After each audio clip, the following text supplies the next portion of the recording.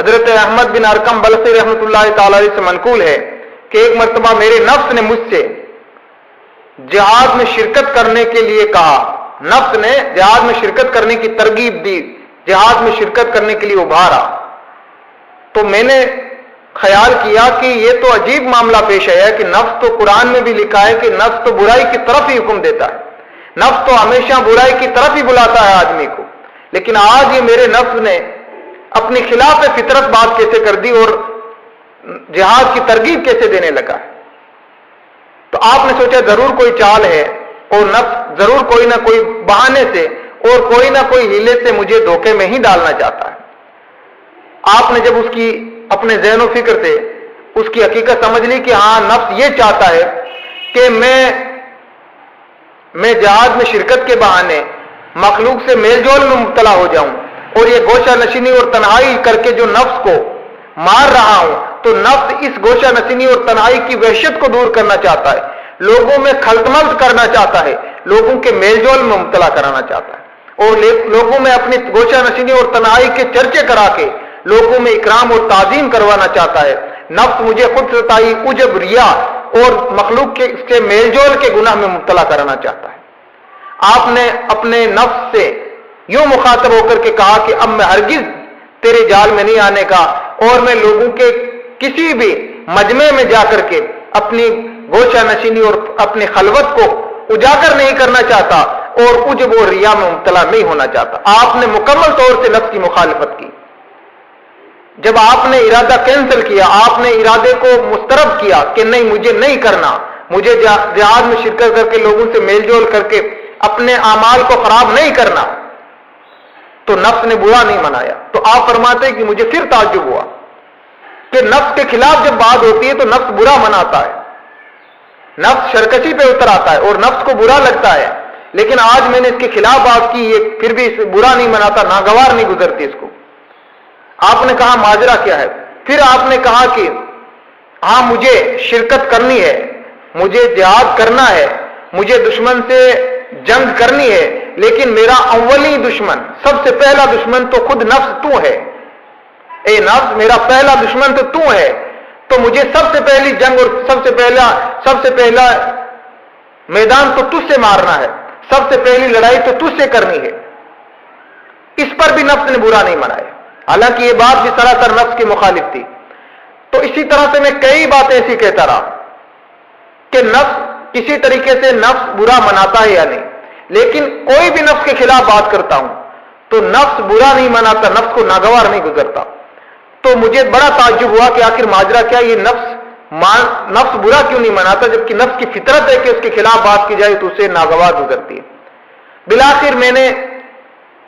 یہ کہا کہ اللہ تعالیٰ نے فرمایا ان النفس لامارۃ بالسوء، کہ نفس تو بے شک برائی کی طرف مبتلا کرنے والا ہے اور یہ سراسر جھوٹا ہے۔ تو اللہ کے دربار میں نے التجا کی، ہاتھ اٹھائے، ملتجی ہوا، اے پروردگار میں اپنے نفس کو بہر صورت بہرحال جھوٹا اور غلط تسلیم کرتا ہوں اور تجھے سچا اور تجھے ہی سب کچھ مانتا ہوں، تو مجھ پر اس بات کو ظاہر فرما دے کہ یہ میرے نفس کی کیا چال ہے جس کے سبب میں سمجھ نہیں پا رہا ہوں اور میرے نفس کی حقیقت مجھ پر اجاگر نہیں ہو رہی ہے۔ تو میں نے مکاشفہ میں یہ سنا کہ نفس کہہ رہا تھا کہ احمد بن ارقم بلخی، تو مجھے روز شہوت سے روک کر کے، خواہشات نفسانی سے روک کر کے مجھے روز تو قتل کرتا ہے، مجھے روز تو مارتا ہے اور میرے خلاف باتیں کر کے، میری مخالفت کر کے تو مجھے روز تنگ اور پریشان کرتا ہے اور میرے اس قتل اور تنگی اور پریشانی کا کسی کو علم نہیں ہوتا۔ میں اندر ہی اندر گھٹ رہا ہوتا ہوں، اندر ہی اندر مر رہا ہوتا ہوں، تو مجھے روزانہ شہوت سے روکتا ہے، میری مخالفت کرتا ہے، روزانہ مجھے تنگ کرتا ہے۔ اب میں چاہتا ہوں کہ تو جہاد میں شرکت کرے، دشمنوں سے جنگ کرے اور اس میں میدان جنگ میں اگر تو شہید ہو جائے تو ایک مرتبہ مجھے ضرور تو قتل کر دے، لیکن اس کے بعد مجھے تجھ سے ہمیشہ ہمیشہ کے لیے نجات مل جائے، اس لیے میں تجھے اس کی ترغیب دے رہا ہوں کہ ایک بار مجھے مار ڈالے مگر ہمیشہ ہمیشہ کے لیے تجھ سے نجات مل جائے،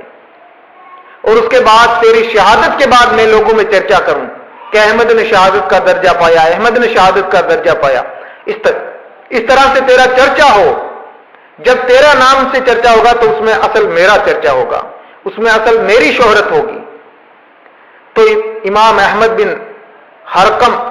ارقم بلخی رحمت اللہ تعالی علیہ فرماتے ہیں کہ اس کے بعد میں نے تہیہ کر لیا کہ ہرگز میں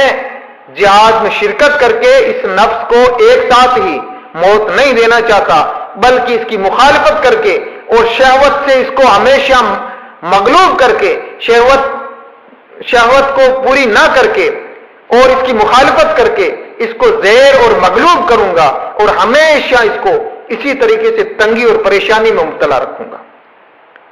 تو نفس کس قدر نقصان دہ ہے کہ انسان کے بعد وفات بھی اس کے عمل کو،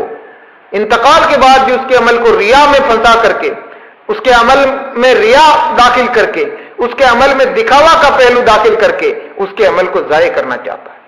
تو جو نفس بعد موت بھی انسان کا پیچھا نہیں چھوڑتا وہ بڑا خطرناک ہے. اس لیے انسان نفس کے معاملے میں بڑا چوکنا رہے.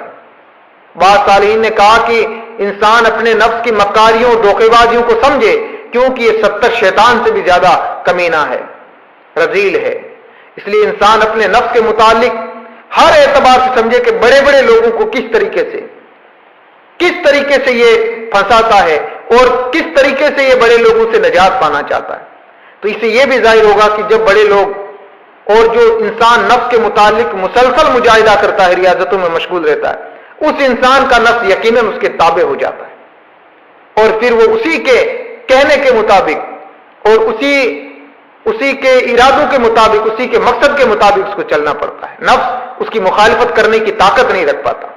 جیسا کہ احمد بن ارقم بلخی رحمت اللہ تعالی علیہ کے واقعے سے اجاگر ہوا.